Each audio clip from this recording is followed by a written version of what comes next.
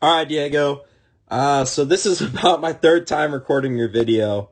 The software I'm using is really buggy right now, so it it's just a mess. But anyway, so I'm gonna be reviewing your bullpen mechanics from the other day. On the bottom, I have Aroldis Chapman inverted to the right side versus his left side. So I'm gonna play both of them right now for you. Feel free to watch both of them, but I tried to sync it up as best as possible here. So, a couple things to note about your mechanics and Aroldis Chapman's mechanics. Like I said on Wednesday, y'all's mechanics are very similar, like almost identical in a way. But the big thing I want to get, and the really only analysis thing that I really need to really talk about, because if we're looking from just a standpoint, your butt's going to the plate, you're riding down this plane, so we're fine on that, and we're making ground to go to our target, so we're fine on that. The only thing, though, and I want to see if you notice this, especially with when it comes to consistency with our accuracy, watch what you do here. So you come up and you tuck your head for about a second, and then you refine the target. Now, if you know how the human eye and the human brain works and just the anatomy of the human body, it's very difficult to recalibrate something in a matter of a second or two. So that's why it's important for us to make sure to always stay our head to the target. Now, I do know that this works for some people. This does work where some pitchers, they look down and refine it, and that may be something that works for you, and if so, we'll just keep working on it. But the reason I point that out is because if we look how Chapman's been doing, not only this season, but his entire career, he's had a lot of control issues. And the main thing people point out is that he does this head tuck and that he almost loses the target there for a little over a second.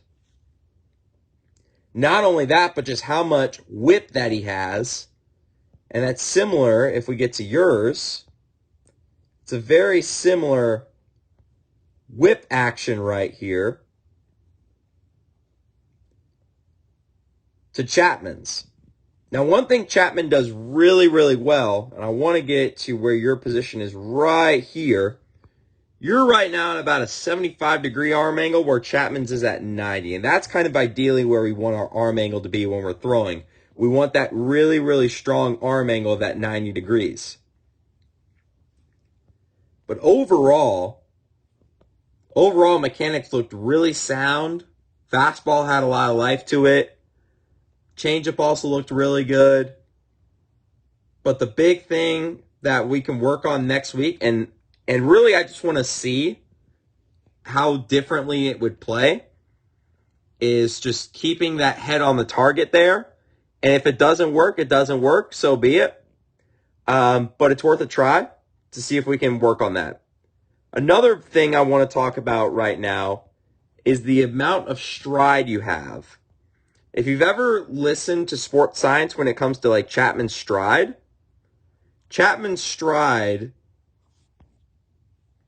is a little, I know it's not the greatest line there, but bear with me there.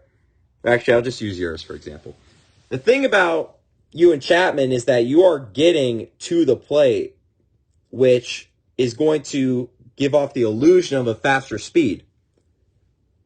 Right? If we are out front with it more, the more that we're towards the plate with our body and mechanics, the more it's going to look to the human eye of how faster. Let's say even though it's hitting maybe 83, 84 on the gun, it's going to look about 86, 87-ish from the batter just because of the stride.